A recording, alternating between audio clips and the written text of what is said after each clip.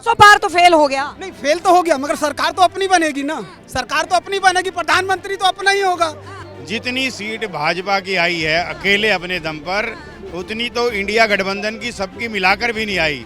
NDA की सरकार बनेगी, पूरे 5 साल चलेगी और ये जितने भी क्यास लगा रहे हैं वो सब फेल होंगे। लेकिन आज खुशी का दिन है, सेलिब्रेशन का दिन है, आज वही करेंगे हम लोग।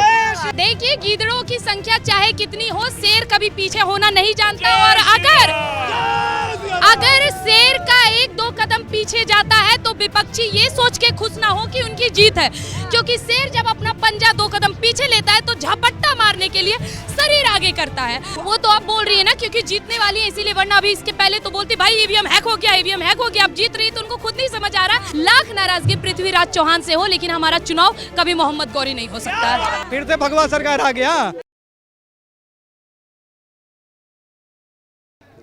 क्या लग रहा है, लगातार नारे यहाँ पे लगाए जा रहे हैं मोदी जी को जय श्री राम। उसी अयोध्या में जिसमें राम मंदिर की सौगात दी गई बीजेपी की, वहीं से 35 से 37 हजार वोटों की हार जो है वो बीजेपी को मिली।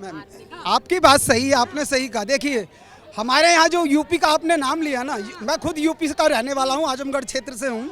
हमारे यहाँ थोड़ा जातिवाद बहुत ज़्यादा है, तो हमारे यहाँ जो जातिवाद है थोड़ी सी जनता उसमें बटी।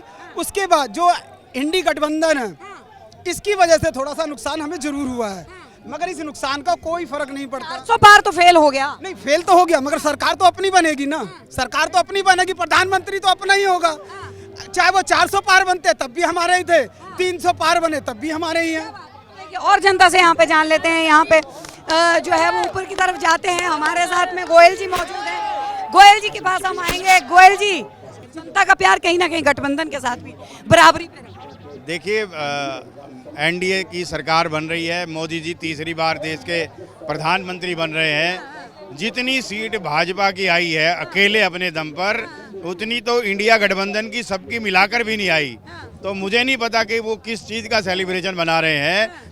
तीसरी बार मोदी सरकार, फिर एक बार मोदी सरकार। लेकिन कहीं ना कहीं ये जो है वो अटकलें लगाई जा रही हैं कि नीतीश बाबू या नायडू जो है उनकी खींचतान जो है वो करना शुरू हो गई है। बातचीत करने का जो है वो असर कहीं ना कहीं ये ना हो कि पलटी या फिर से मार जाएं तो सरकार गठबंधन की भी तो बन सकती है। देखिए, हर व्यक्ति एक स्टेबल गवर्नमेंट के साथ रहना चाहता है।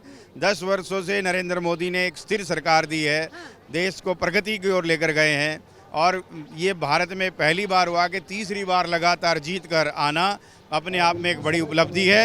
एनडीए की सरकार बनेगी, पूरे 5 साल चलेगी और ये जितने भी क्यास लगा रहे हैं वो सब फेल होंगे। यूपी में क्यों इतना असर जो है वो बीजेपी का कम हो गया? क्योंकि यूपी के लिए तो ये अटकलें लगाई जा रही थी कि राम मंदिर बनाया है, अगर सड़कों का निर्माण जो है वो इतना करवाया गया, विकास का कार्य जो है यूपी में हुआ। लेकिन वहीं पे अगर बात की जाए तो अयोध्या से जो है वो हार मिलना, ये तो बीजेपी के लिए बहुत बड़ी। हर चुनाव में जो विश्लेषण आते हैं उस पर हमारी पार्टी चिंतन करती है, निश्चित रूप से इस पर भी चिंतन करेगी।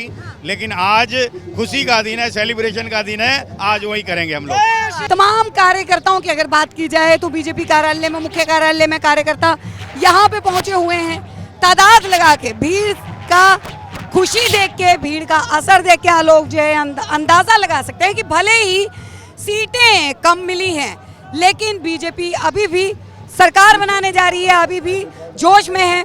पीएम मोदी का चेहरा लेके जहां पे जो है वो चुनाव लड़ा गया था 2024 का, वो इस भीड़ को देख के, हालांकि जश्न का माहौल जो है वो पूरे विपक्ष में, पूरे गठबंधन के अंदर भी देखने को मिला है, लेकिन यहाँ पे भी हम आपको जो है वो दिखा रहे हैं कि किस तरीके से यहाँ पे अभी भी पूरी तरह से भगवा में जो है वो पूरा का पूरा बीजेपी कार्यालय, बीजेपी मुख्य कार्यालय हो रखा है।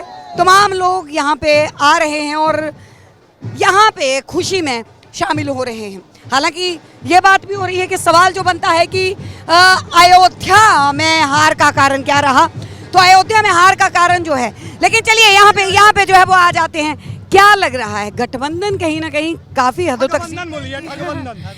देखिए, गीदड़ों की संख्या चाहे कितनी हो, शेर कभी पीछे होना नहीं जानता। और अगर शेर का 1-2 कदम पीछे जाता है तो विपक्षी ये सोच के खुश ना हो कि उनकी जीत है, क्योंकि शेर जब अपना पंजा 2 कदम पीछे लेता है तो झपट्टा मारने के लिए शरीर आगे करता है। तो अब बस उसका इंतजार करिए। हमने अयोध्या की बात करी थी, राम मंदिर की बात करी, धारा 370। अयोध्या में ही बीजेपी हार गई। तो भाई देखिए, दिक्कत यही है ना कि आप समझ में आना चाहिए। मैं एक बात क्लियर बता दूं कि मैं भारतीय जनता पार्टी की प्रवक्ता नहीं हूँ, लेकिन जहां भारतीय जनता पार्टी अच्छा करती है मैं समर्थन करती हूँ।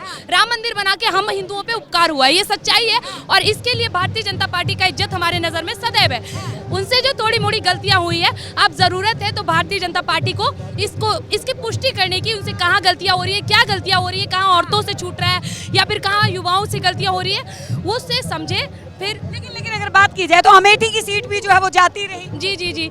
अब मैं इसमें क्या बोलूं, जहां पे भारतीय जनता पार्टी ने अपना कमजोर, देखिए एक चीज मैं बता दूं, स्मृति ईरानी पहले स्ट्रॉन्ग पर्सन जो है वो रही हैं, लगातार राहुल गांधी को चैलेंज करते हुए नजर आई थी चुनावों से पहले कि अमेठी से चुनाव लड़े।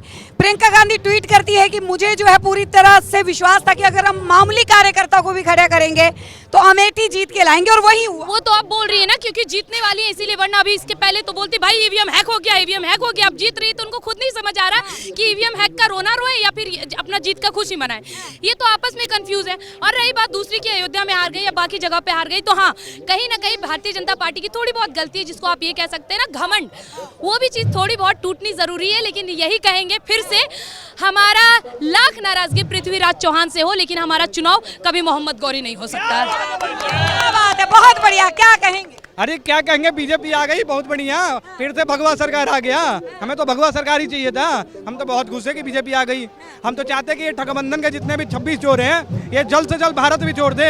इनको आज जो तमाचा लगेगी ना कान के पास, पाकिस्तान भागेंगे ये ना रुकेंगे यहाँ पे मैम, ये पाकिस्तान भागेंगे। कल परसों से देखना टिकट करना भी स्टार्ट हो जाएगा। उधर से क्या बोलते हैं, रतन टाटा जी ने 407 भिजवा दिया है। सारे विपक्षियों चाटुकार चमचों को बैठा के पाकिस्तान के रास्ते इटली छोड़ने मैं ही जाऊंगा इनको, और कोई नहीं जाएगा। तो देखिए, जश्न का माहौल, और उसके बीच में जो है हम लगातार हमारी कवरेज जारी है। हम आपको दिखा रहे हैं कि किस तरह से लोगों के बीच में एक उत्साह है। कार्यकर्ता यहाँ पे पहुंचे हैं, भले ही सीटें कम आई हो, लेकिन उसके बावजूद भी यहाँ पे सरकार बनाने की बात हो रही है। यहाँ पे फिर से एक बार बीजेपी के लौटने की बात हो रही है। तमाम कार्यकर्ता, तमाम लोग जो है वो यहाँ पे मौजूद हैं। सबके ऊपर हमारी पल पल की नजर है। बने रहिए। आप देख रहे हैं सौगंध टीवी, सौगंध वतन की।